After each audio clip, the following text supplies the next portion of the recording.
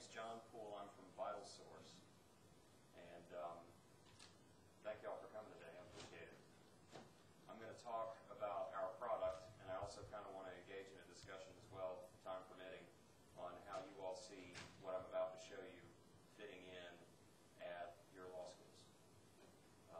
So I'd actually like to start by interacting with you guys a little bit, find out where you're from and what you were hoping to see, what you thought this, I saw a little blurb in the schedule and it says electronic casebooks. That's certainly some of what we do, but it's not all. And I wonder if that was part of what brought you here. If maybe I can just pick on a few of you, or if one of you all could raise your hand and let me know why you decided to come see the presentation. Just anyone. Yes, sir. Well, I want to find out if there's a better way for law students to interact with teachers and the materials that they should in the casebook. Okay, great. Anybody else? Anything to add to that? Pretty quiet group. Yes, ma'am.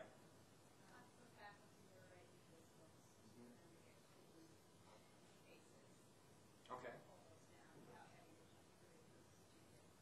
Okay, without having to flip through a bunch of books or go to the library.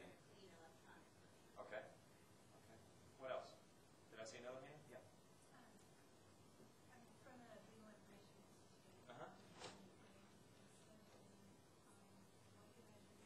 Okay.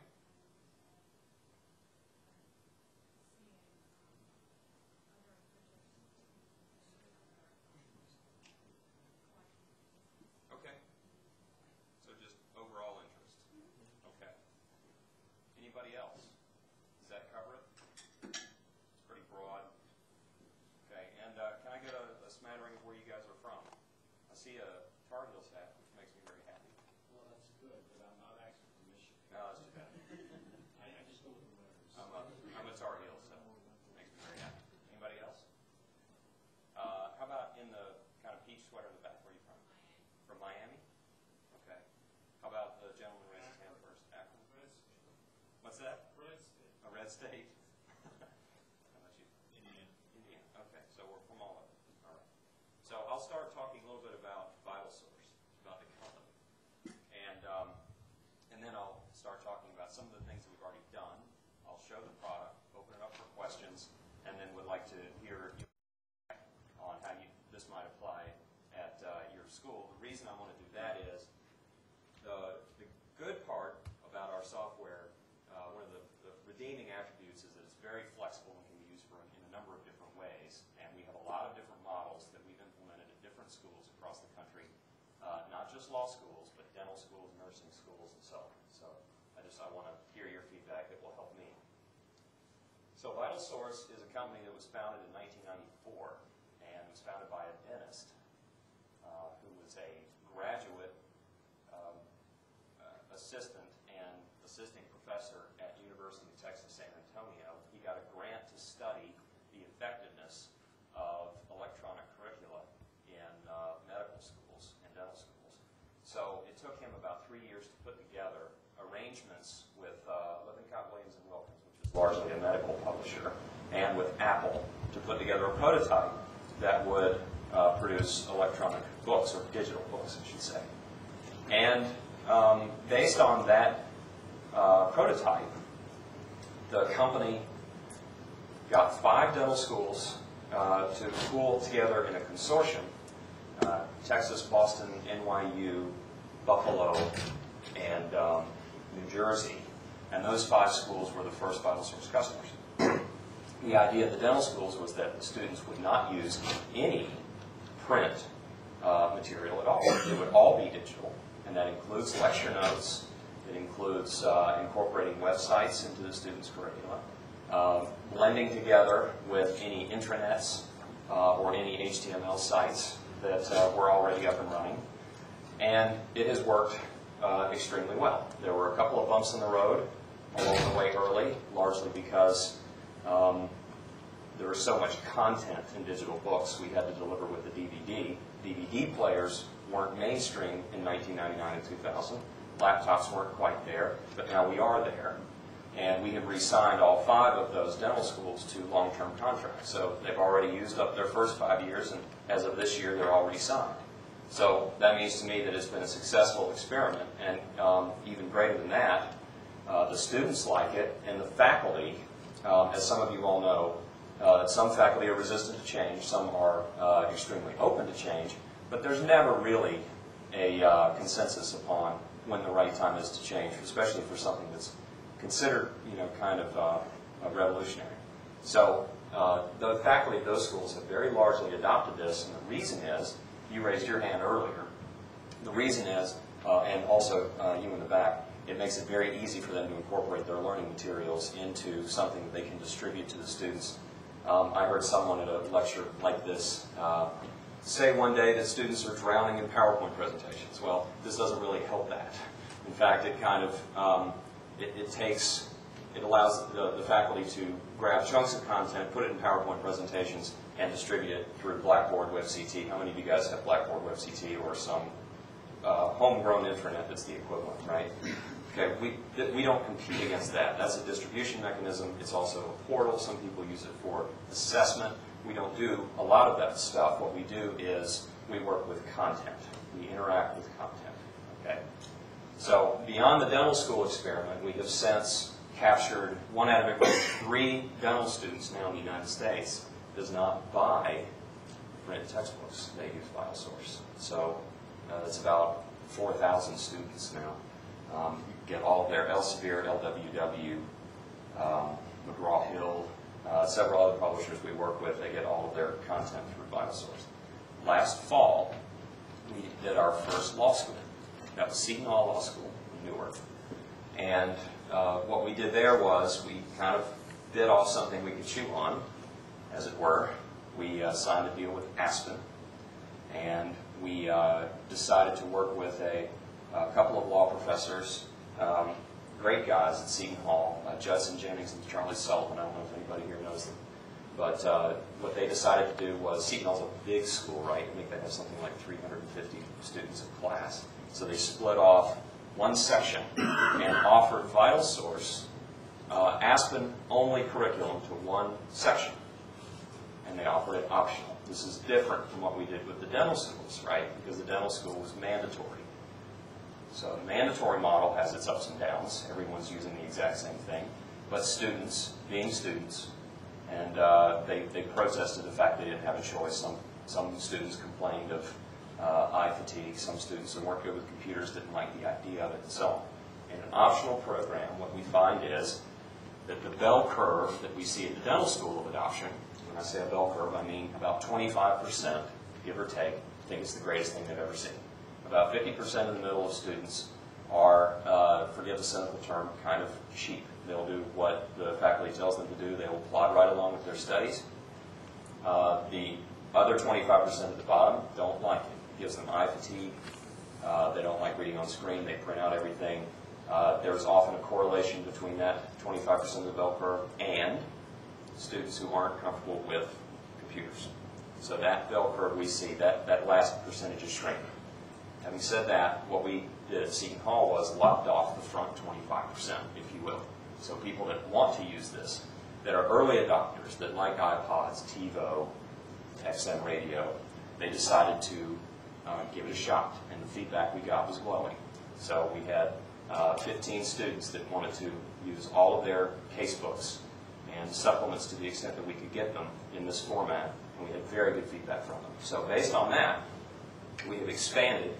We're now working with West as well. So West and Aspen are both going to contribute to our efforts to spread this to different law schools and law students. And our model is very simple. If a student wants their book in digital form, we think they should have it. We think they should have the choice.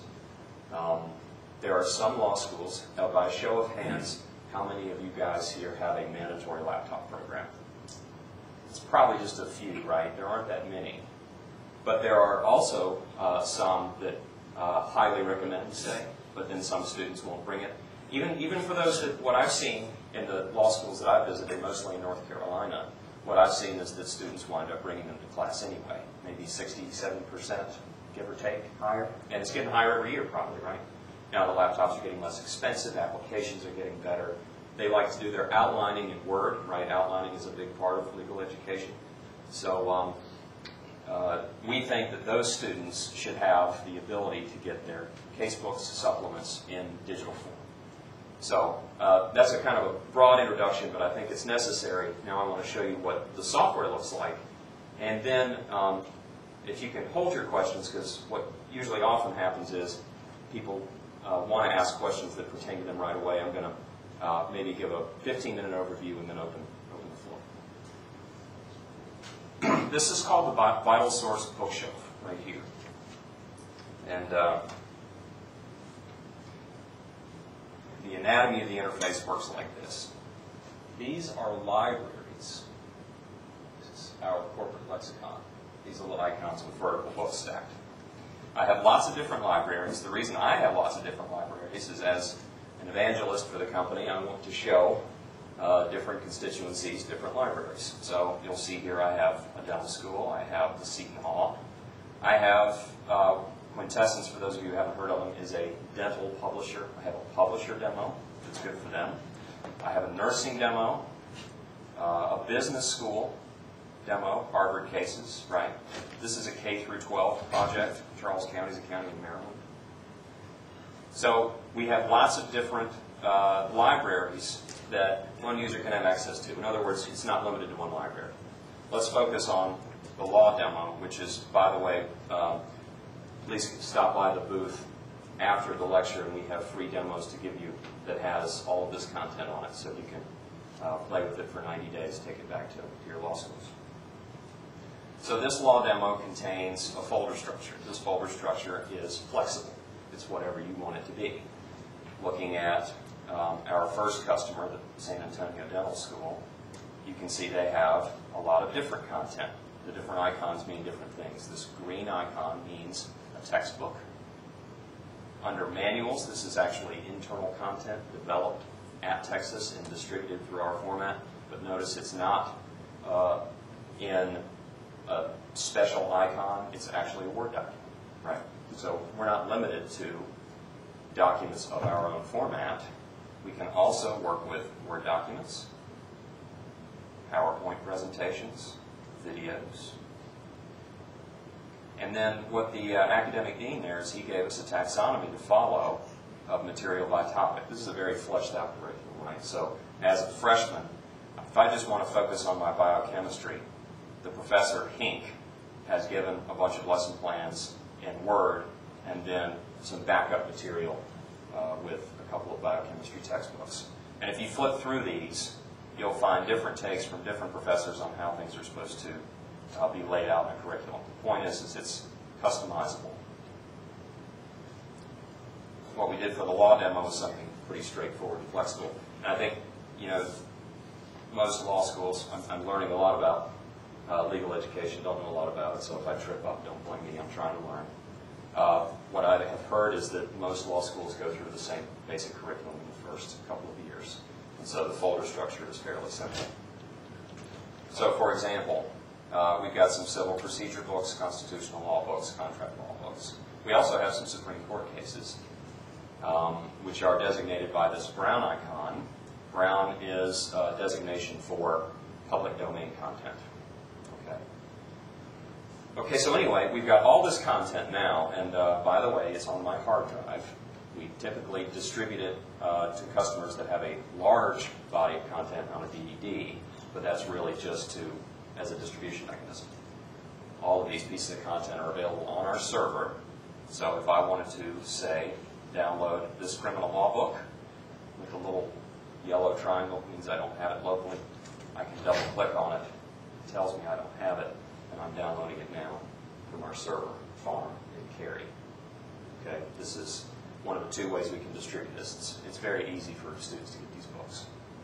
Okay, so while that's working, what I want to show next is how we can search the content.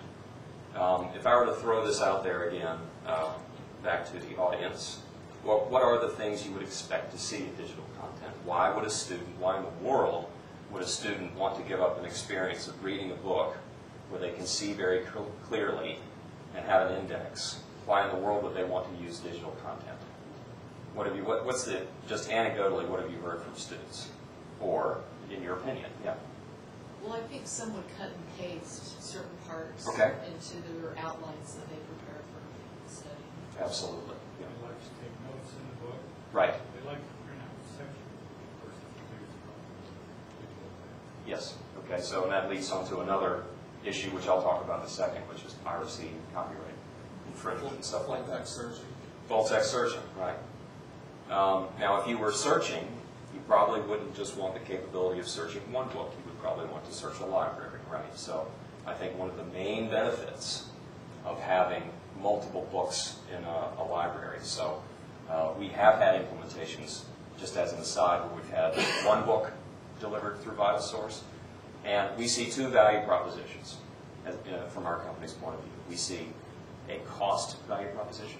So if it's digital, maybe it should be less. Some students think, right, they're kind of used to this idea that if it's in digital form, I need my $9.99 album from music album from iTunes, right, as opposed to buying a $16 CD from the store.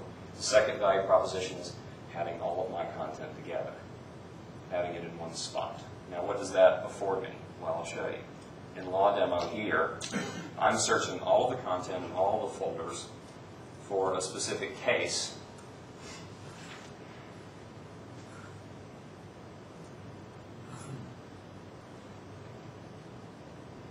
So as a student, what this does, and as a faculty member as well, what it does, it breaks down the boundaries of individual textbooks. Takes away the cardboard front and end, and now I'm able to look at any citations of this Cleveland versus Loudermill case, and any references to that case in civil procedure, where in this particular book I happen to know it's highlighted for a first-year law student. Okay. So now that I've searched for that, I've searched 670 some resources for that, and it's popped up. This is the last part of the interface you can see, this far right pane. These are my notes that are contained in the civil procedure book, and this is a shortcut to every instance of that term Loudermill. Okay, so if I double click on that, it's going to take me right to kind of a highlighted red orange color every instance of that term. It's intuitive, right? It's probably what you would expect. Here, now that I'm in the book, and you guys will probably recognize the Aspen cover, right? They'll look like this. If I want to click on Cleveland Board v. Loudermill, now I have my case, and you'll see some new colors. So the gentleman in the back talked about taking notes. One of the great things about VitalSource is the ability to customize the content, so it becomes mine. One difference between having everything on the hard drive and having it on the web is the portability affords the kind of individualization of the content, the customization, the equivalent of marking a book up all the pieces. I've heard some law faculty say, used books in law are almost unsellable because they're marked up all to death, right? You guys can probably attest to that. So one great piece of feedback we had from the Seton Hall students was that they can take notes and color code this very simply.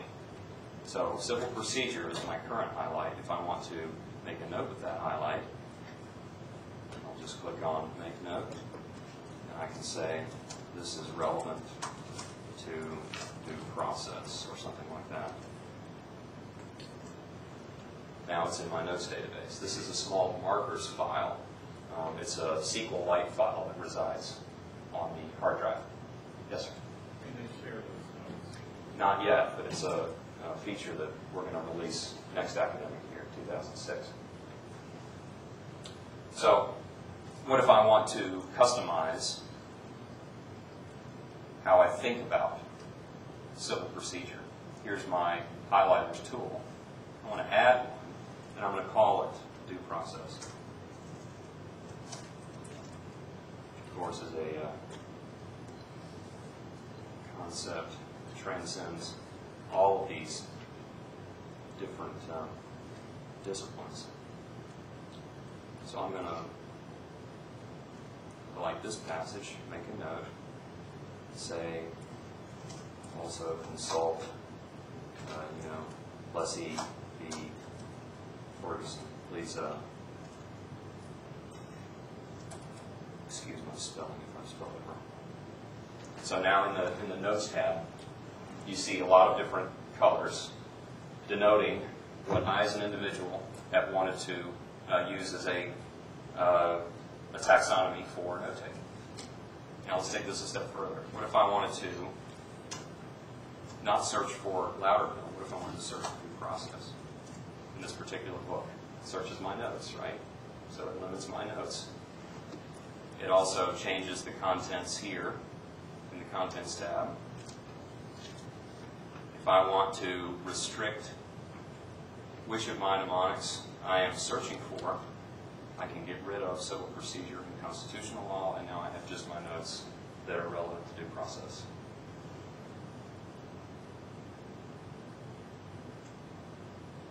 Now what happens if I want to create an outline or a study sheet? One of the first questions usually is, can I print this out? Can I print my notes? What can I do with my notes? It's real easy to work with these notes. I'm just going to hold down my Shift key. I'm going to copy the selected highlights. I'm going to go into my Word document and paste them in. This is pulled, this is the software code actually pulls this. This is the section of the book it's from. In the quotations, here is the highlighted portion. And then the notes is what I've typed in. Okay. There are a couple of ways to leverage information from the book. One is to paste my notes. Another was doing what you had said. What if I want to just take this whole passage here? I want to copy the selection.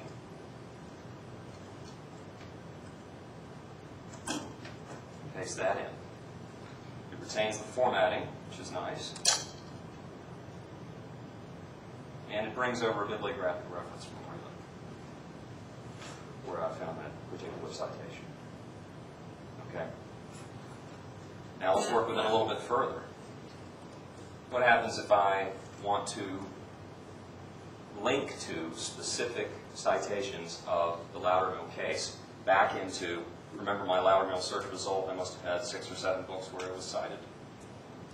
All right, I'm going to go into this book here, and I'm going to highlight this heading, right-click, and choose this menu option here, Copy Outline Link. What I'm doing is copying a URL.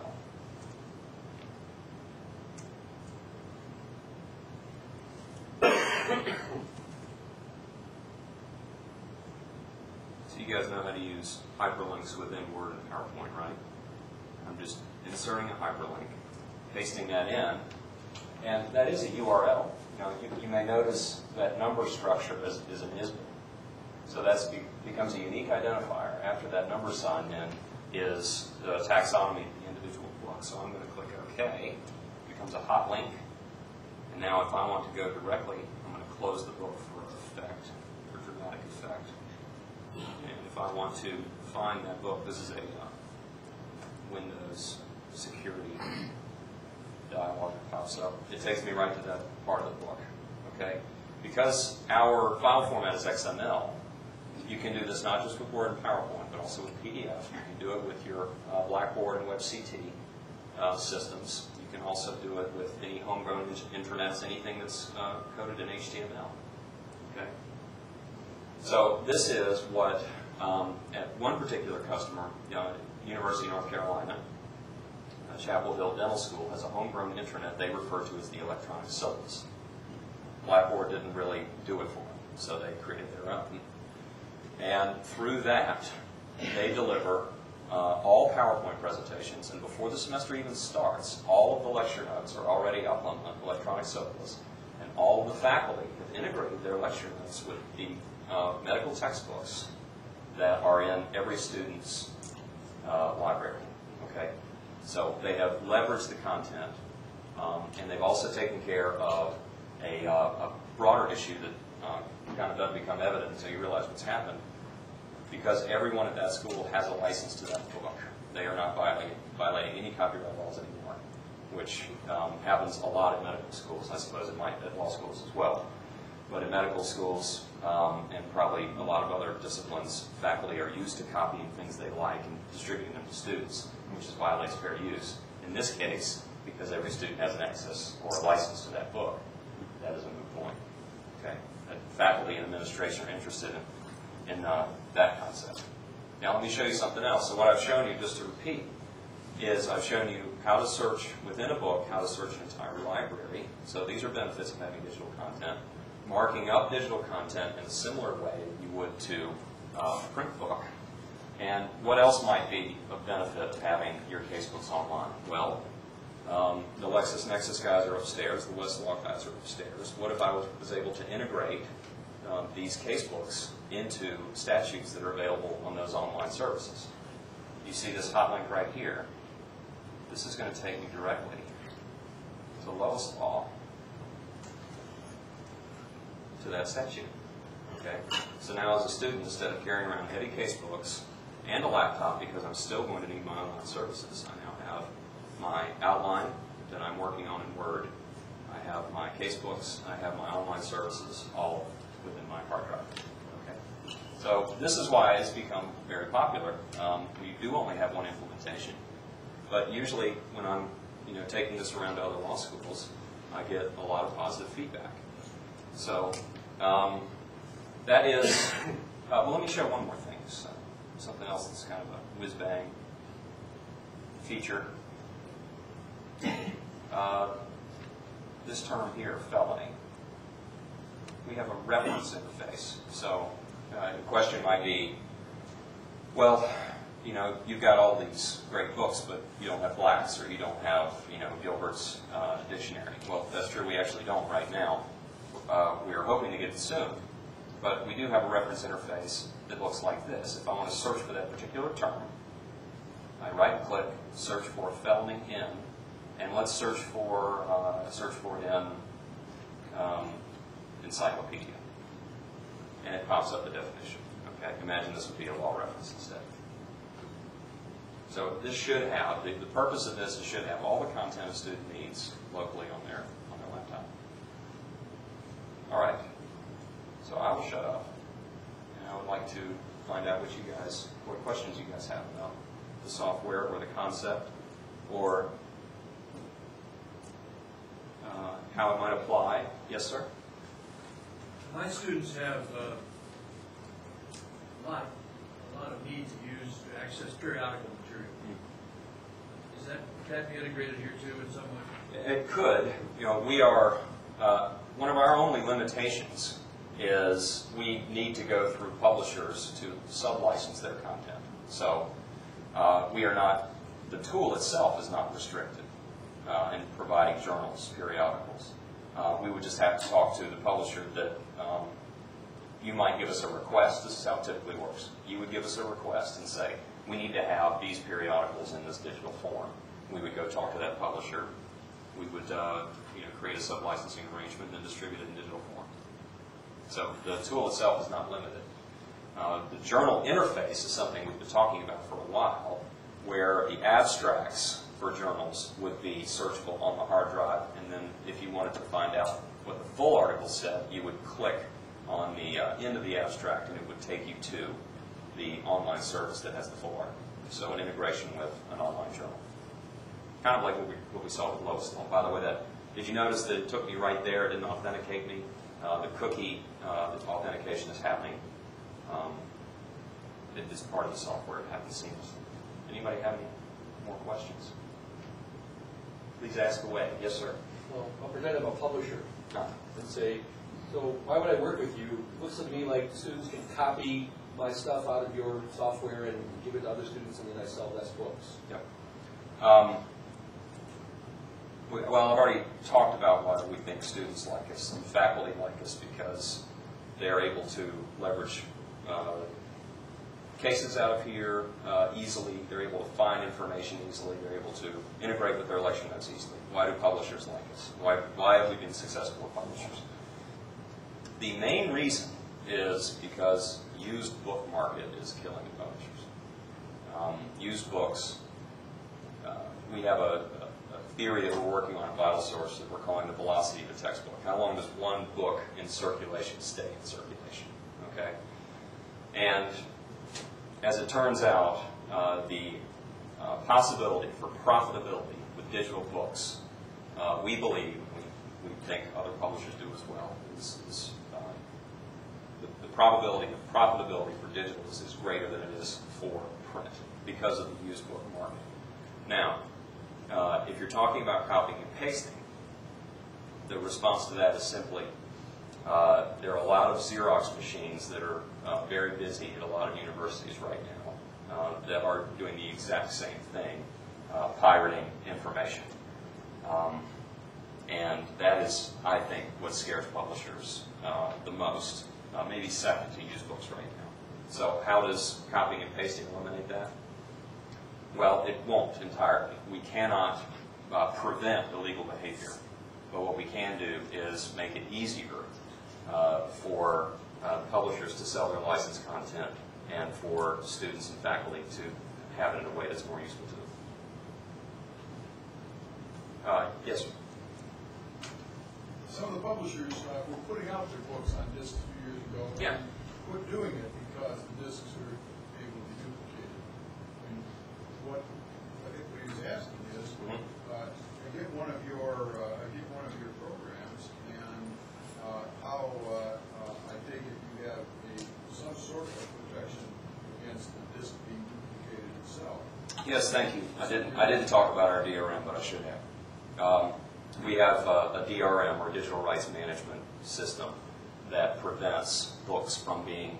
Did anybody go to the keynote earlier? Yeah, he had a picture up there of Napster and Nutella.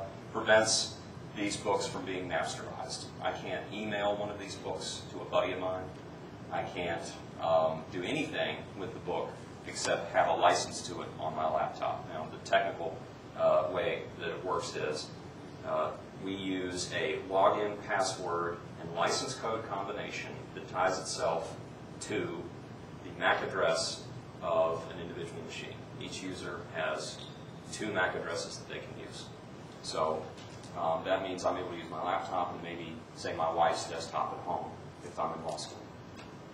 So I'm limited to use on those 2. If I wanted to copy and paste a portion of the book and put it into a Word document, I'm still able to do that as I demonstrate. But if I wanted to copy and paste the whole book, I'm not sure how much effort that would take. It might take 3-4 hours worth of effort, maybe a little bit less than actually going on the Xerox machine and Xeroxing the portion that I wanted. But I think what you're asking is, am I able to share these books, put them on the network, email them out? The answer is no. Is that help? Do you acquire the book in the form of a CD, or do you download it off the internet? Does the end user? The end user, yeah. It's both, and it depends on how the school wants the content distributed. We work with bookstores, we work with Barnes & Noble, and we also work with Follett's and independent bookstores, and sometimes we don't work with bookstores in the event the school doesn't want us to. And what we do there is, because it's a point of sale at that bookstore that the school prefers to go through, we send a physical product. It's a CD with installation instructions, and we'll have probably the content on that CD as well. And we'll move the content onto the hard drive. It's a regular software installation process. Another way we can do it, if the bookstore is out of that process, is students can just download our software from our website and type in a license code. Then they'll have a bunch of these little yellow icons, undownloaded books, and they would double click on it and download it from our server. But the only books I see here are the books that I have a license to, the books that my license code tells me I have a license to. Yes, sir? The same way you would have a second-year student trying to sell his used books to a first-year student. How do you get past that? Is the first-year student required, like at Seton Hall, to sign up or acquire these books through that method? No. In the Seton, well, let me answer the first question first. A lot of students are used to the ability to sell back and make cash off of sell back of books. It's usually one of the first questions I get from students is how do I make the money that I'm used to making off of used books. And that model is available if publishers were willing to do it in this business model. And right now they haven't. Something that we have presented to publishers is the option for a year rental. So a student would have the book for a year and then it would shut off. And maybe they would get a credit at the end of the year. They'd effectively put a deposit down, say a $100 book, and at the end of the year they would get $15 back, something like that. But right now publishers are, waiting on that. Now in Seton Hall, what they did was made it optional. So in that section that I was talking about, students just chose, how they want their books. I'm not so sure at Seton Hall it's mandatory for students to buy any books. I know it is. There's a little law school called Campbell in North Carolina, where I know that students have to buy all of their books. Do students have to buy all of their books? Yeah. Well, anyway, pretty much. I mean, they got to do it to study, right? I mean, the dirty little secret about medical school is that nobody buys any books. I don't know if anybody here knew that, but I was surprised to learn that. What do they do? They use PowerPoint presentations. Yeah, they learn from the teachers how PowerPoint presentations. Yes, ma'am. So, perhaps I'm just unclear, but physical textbooks cost, let's say, $100 a piece. How much do the students, let's say, at Seton Hall pay? Actually, at Seton Hall, they pay the exact same list price that they would for print. So, in that experiment, we charge the exact same. And is that the plan? Well, it depends. Again, we think of ourselves more as a platform for publishers to distribute content than we do and we want to continue to work with major distributors, right? Barnes & Noble and Follett's work with colleges all over the country. So we are not going to compete with Amazon. They've already, won, we think. What we want to do is make this platform available for digital distribution. So a long-winded answer to your question, we have one publisher that we're going to announce in a press release in a couple of months that wants to provide their content 60% off list. But that's up to them, right? I think that as the demand for digital content will grow, and it's going to grow, because there's so much stuff you can do with it that you can't with print, that it will probably drive the price down. I also think there's some innovative things that can occur.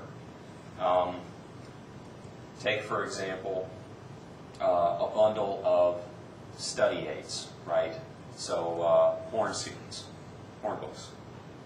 It might be useful to package 5 of those at an aggressive cost to some kind of promotion.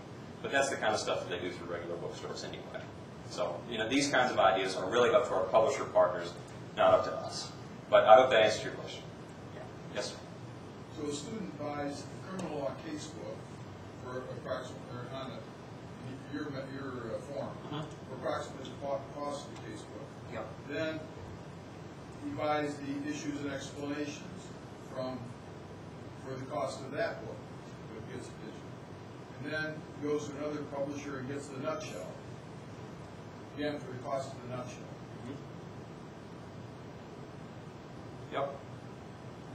So the value proposition, the economics of that is that the student finds it more valuable to have those 3 books together as a library in digital form than they do in print form.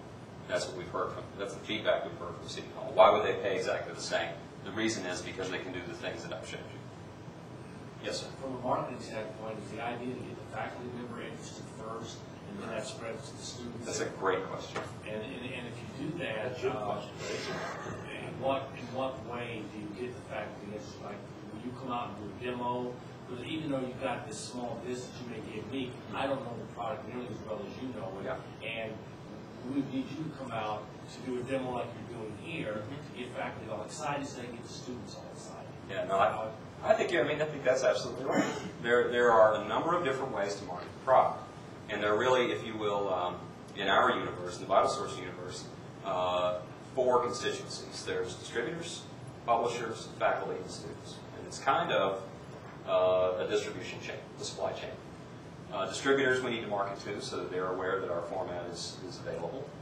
And they like it because they are losing out to Amazon. So I'm sure you've heard anecdotally a lot of students are buying their textbooks from Amazon UK, say, where they can get the book for 25% off what they can get in the United States. So they want to be able to provide their customers where what the demand is. And right now there's some demand for electronic content. Further down the chain, there are publishers. Publishers are interested in this because it provides them with a variety of new business models. Faculty are interested for some of the reasons that I've demonstrated, but it's almost like a one-to-one sale. There are some faculty that you probably are thinking of off the top of your head. Hey, Bob, I know Bob's going to love this, right? Bob loves computers. Well, that's true. I mean, it's a slam dunk at some law schools where a casebook author may already have a website that is licensed by the publisher, and he's able to put some of that content up on a website that he's designed himself. I've seen this a handful of times. Well, so we don't have to convince those guys, but what we need to do is have those guys convince their buddies, and so on and so on. And then students will poll against the faculty and create their own demand. Yes, sir? So the professor at Seton Hall that is teaching criminal law and using the Aspen Casebook, they send him this online version on disk? That's right. Yes, sir? Here's a hypothetical. Okay. I'm a law professor, and I've written my own casebook, which I have deemed not to be worthy of being published by all those other guys. Okay. But maybe I'll let you publish it. As a matter of fact, I'm a generous guy, having watched that plenary this morning. I want to give it away to my students. How much would it cost me for you to distribute it for me, for free, to my students? That's a good question. We'll talk. Yeah. We have cost. Our cost in what you're talking about is converting that into our format. The reason I paused is because what I was hoping to talk about was the equivalent of podcasting, which you guys have heard about, right? So there are going to be, when podcasting becomes more popular, people that have interesting content, or at least they think interesting. Come to my session at 1 o'clock. Okay, yeah, to push out there, right? Mm-hmm. Okay, so we don't have an authoring tool. An iPod, anybody can pick up a recorder and do something with it. Well, you have an XML data format. Is that? That's great. Maybe that's the sub-question. That's great. Is that open enough for somebody to write to? An XML format is what we require and makes it really easy for us to convert. So our only cost would be our man-hours in converting that. Ideally, you would have a tool that would allow you to file, save as BBK, and then push it on a server, and all your students would have it at whatever cost you thought they needed it for. So if today I did have that tool, would it be readable within your software without you having to intervene? There's no compilation. There's a server component there that we haven't developed yet. I think it's a euro pay. But in the interim, we can do that for you for some kind of fee. Maybe we'll just do it gratis, I don't know. And, then we'll push it out. It's my job to create interest for this file format as much as possible. So, yeah. There's a section on Saturday about open source casebooks. Oh, great. Which is why I was asking that question. Saturday at? Last track of the 12:30. Okay. Well, I'll come grab you. What else? Are you familiar with BookLocker? Yeah. How would you compare this? My friend Andy Revis from VitalSource is in the background. He knows more about it than I do, being from Colorado, where I think they work heavily with Colorado State. University of Denver, thank you. Well, Okay. it was in my class. Oh, okay. And I think they were bought by SanDisk. Yes. Yes. And we have had conversations with SanDisk since then, where they think BookLocker has some strengths in some areas, but ours has greater strengths in other areas. So I can't really comment more on it than that because I don't know the particulars. I know that BookLocker, now you probably know more about it than I do, but correct me if I'm wrong, it's a way to put a book on, say, a thumb drive and be able to carry it around to any computer you want so that you have that book with you at not just your computer, but another computer. And it has a little app on it that does some of the things that ours does. Okay. So that was popular at Denver. And okay. And anyway, I think had a similar success rate to the one you described. Okay, so what I've heard about it is that the app isn't as robust as ours in terms of the functionality. I would agree with that. Yeah, but in terms of the mobility, there's an idea there. And what we're talking to SanDisk about is just having the exact same mobility functionality that BookLocker provided, which is, I don't know, a good idea might be at Akron, when a student matriculates, they're given a thumb drive with the 8 casebooks they need for the first year, and they just plug it into their laptop, and they've got everything in. What else we got? Yes? You mentioned that you had a good response from students at Seton Uh-huh. Hall. Can you talk to us a little bit about what the students like? Yes. A lot of what I showed you, I actually showed you that stuff because that's the feedback we got from the students. So going over it in my head, no particular order. They liked the searchability. They liked the note-taking. In fact, they liked the note-taking so much that it slowed down the database. They took so many notes that we had to make some tweaks to our the way we wrote and read from our database. They also love the interaction with Lois Law, and there's another Aspen tool called Flash Law. They like the interaction with that. And you got to understand that the people that we talk to, remember I talked about that 25% of the bell curve? Self-selection. They are excited about technology, period. So these are tomorrow's technology leaders in the law school arena, and they gave us feedback saying, I think you guys should change this. I think this works well. But I think those features are what really hit home for them. And here's an interesting thing that I always forget talking about, and it's the lowest hanging fruit, if you will. But almost everybody says you don't understand how heavy casebooks are. And I guess that's a value proposition to students. I don't really think of that as being right up there. But I have to lug around all these casebooks, and you see people in law schools carrying those suitcases. And I think just the idea of having everything on a computer, whether they can take notes or whatever, just not lugging them around, means a lot to students. It seems funny to me. I don't hear the same thing in health sciences. Yes, sir. If you were involved in the Seton Hall thing, how much did those early adopters end up printing to read? Oh, that's a good question. I mean, were they heavy printers or light printers? Were they, you know what I'm saying? I don't have any hard data, just anecdotal data. That's fine. I think they printed out their outlines and their study sheets. But they weren't heavy printing out entire No, chunks no, of casebook. no. We do see there's a lot of organizational behavior, interesting stuff that happens when this is first implemented in a mandatory fashion at our dental schools. Okay, and what we see there is the students that don't like it are heavy printers. Right. Now that it's mature at NYU, which NYU has 350 dental students a year, it's by far the largest dental school in the world. The academic dean there says there is no printing of vital books. They print PowerPoint presentations and lecture notes just like they did before they got it. So I think it just depends on how long students have had it, whether they're used to it, whether they like to print, whether they like reading on screen, these kinds of things. Yes, sir. What do you need from us to make this a win-win proposition as far as taking back to the law school? What's the next step for you and for us? Well, we'll exchange some business cards. Come and talk to us at the booth. We're here all, the rest of the conference. Please take a demo with you, and if you have your laptop, please install it. Ask me some questions about it after you've had a chance to play around with it a little bit. And, then hopefully we'll talk to the right people. Ideally, we wouldn't need to do a whole lot, right? If it's an optional program and you have a mandatory laptop, or at least close to a mandatory laptop, here's a question for you guys. What obstacles remain to give the students what they want? What obstacles remain for a student to buy a book in digital form if they want it in digital form? At one law school, I have to go talk to the administration because there are a couple of law professors that don't allow laptops in their classes. Does anyone else see this?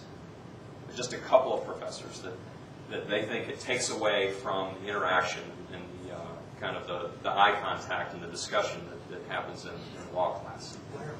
But for the most part, that is not the case, and students should just download our software. Oh, and I haven't even shown this. download our software, go to the store. This is the VitalSource store. It's kind of like the iTunes model, where the store, I'm on the internet now, is embedded into the our browser, and I can just add this to my cart, this civil procedure book, and check out. Okay, and download. It should be as easy as that. That's what we want to have happen. Yes, ma'am. This is available for all West and all. No. Thank you for saying that. Yes. Yeah. No, this is a little bit like iTunes. If you wanted to look for, I don't know, give me a band name, U2. Well, no, that's bad because they're all over iPod commercials.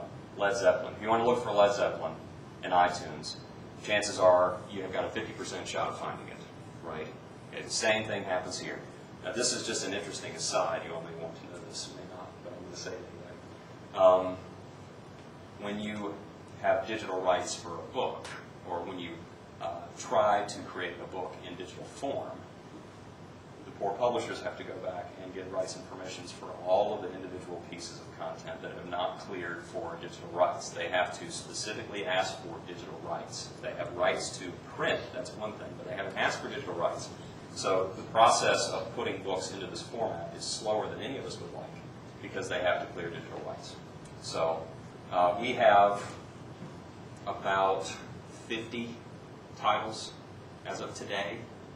Hopefully by August we will have 100, and that will span the whole first and second year gamut. When you start talking about supplements, more sophisticated or in-depth pieces of law, we're not going to have that. We're probably going to be focusing on the books that are most often requested. And I'm happy to give you a list if you'd like. I don't know that you can answer this, but I'm that recalcitrant professor back again. Except I've become disillusioned with open source. Instead, I've sold out to a publisher, and now I find that this publisher is selling a digital version of this book through you. But I know that they're not printing the book, they're selling a digital version which has a zero incremental cost, so I assume then that the money that they give me goes up.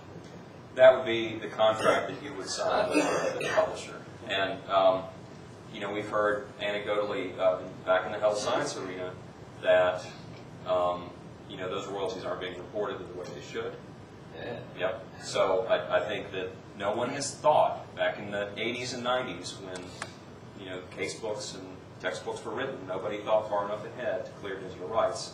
Some people are vindictive enough after a relationship with a publisher, they say, hell no, you can't have the digital rights. And so that there just kind of stops. Or it's just another negotiation. It's another negotiation. Maybe they write another edition that is digital ready. Well, related to that question, then, since you've been in dental schools the longest, has there been downward pressure on the price of books because they are now available in such wide digital format? Yes. And would you say that pressure is 10%, 50%? That's a hard thing to put a percentage on. Is it significant, or is it? It's significant. It's a straight supply and demand curve. If there is more demand and there's a volume expectation from a dental school, then we will probably be able to negotiate a better price. So, if you're talking about retail, which is what we're effectively doing here, I think those prices are going to stay high. If there were some law consortium that was powerful enough to buy 2,000 copies of a book at a time, then of course it's going to exert downward pressure. Yeah, it's just an idea. So maybe. This concept of digital textbooks has been around for some number of years. It's never really taken hold like it was envisioned. What makes your product different? The outcome maybe? It's really kind of a broad universe, even though it sounds like a niche. Digital textbooks actually encompasses a variety of different file formats, ideas. There are a lot of books now that come with CDs in the back, right? Some of that provides supplemental material. Some of it provides interactive material, flash, something that's kind of fun, maybe to keep students' eyeballs on the content longer.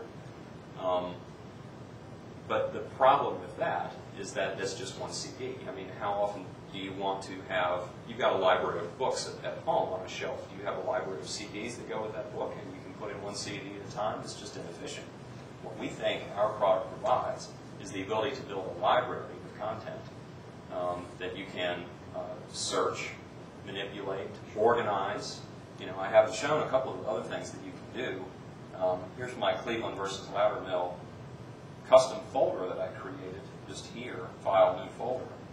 And I've dragged in just the pieces of content that I like and that I think are pertinent to this case. So I have a website, oya.org. I have Cleveland versus Loudermill, which is a Word document that I created myself, my outline. I dragged in a chapter from that civil procedure book I was showing. Here's the whole book, and here's the Supreme Court decision that contained it. All right, so this is A one-stop shopping concept. That's right. I mean, you know, it's almost like desktop management or content management for libraries that I'm concerned about. Okay? Yes, sir. 5 case books, say 5 orange hard books, 5 nutshells. How much hard drive would that use? Good question. Not as much as you would think. The reason is, in law, the vast majority of content's in text. So I'll give you an example here. Let's see. Criminal law. Here's a manual. If you'd like to download this book, it's 4.5 megs. Okay. Let's say I have 30 of them. And what does that turn out to be? 150 megs? It's not that big. It's not that big. And back to medical school again. They have what's called Netter's Atlas, Gray's Anatomy, right, which are extremely image-rich books. And at one school, the largest implementation we have is 5 gigs. So it fits neatly on a DVD. I think standard hard drives in new models now are 40 gig, maybe 60. Anybody? Correct me if I'm wrong. Is that about right? 40? So it still only takes up a small portion of the machine. Images search. Yep. Yeah, here's an example. Let's go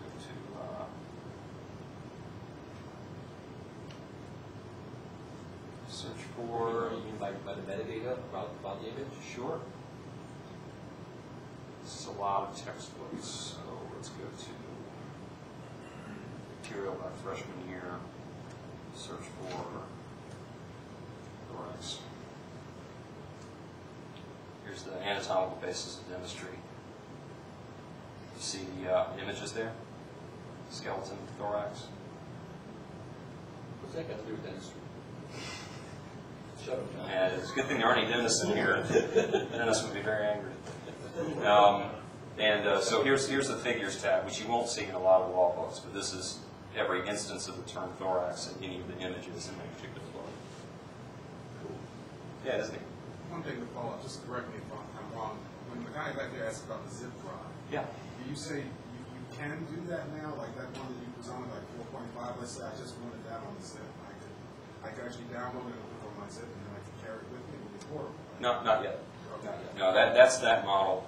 We have the ability to load on 2 machines, right? So if our product is best used in a one-to-one computer environment, I have my own laptop. If I've got a desktop at home I want to sync between, I can sync my notes between the 2, and I can have that book on both machines. If there's a lab computer, a third computer, right? Or if there's a computer in China at an internet cafe and I have to be on vacation and I want to do some work, we don't have a model for that yet. Does that make sense? Yeah, no. Yeah. This is best used in a one-to-one environment. We think that laptops are like cars. People like to customize them the way that they like to, and people get attached to them. I assume you'd be interested in creating more Seton Halls for this. Oh, yeah. Are you looking for someone, more guinea pigs or more beta sites or whatever? Yes. Yes, I. So maybe we can talk at the booth afterwards. Absolutely. Well, it's 11:30. Are there any last questions? What's the cost of this? Is it software? Software's free. Software is Software is free. You can download the software for free and go to the store and buy the books. So there is a store and there are some books there that anybody can Yeah, get right now? I'll show it. I showed it before, but I didn't do a good job of explaining what we were looking at here, I don't think. Let's go back to this here. I'm actually on the internet, and this is the store. So let's go home. And these are some of the categories that we have, and I just clicked on legal. And here we have constitutional law. These are the books we have available. This is the price. You can add it to your cart. The reason it looks a little different is because it's a browser within our application. It's not a regular looking Amazon type of. So, but thank you for pointing that out. I just forgot to say it. Software is at no cost. Yes, sir. Do you have foundation piece books or just the Western National? We don't have foundation books yet. No. But we will. If you have any specific requests, let me know. All right? Well, thank you all very much. This is my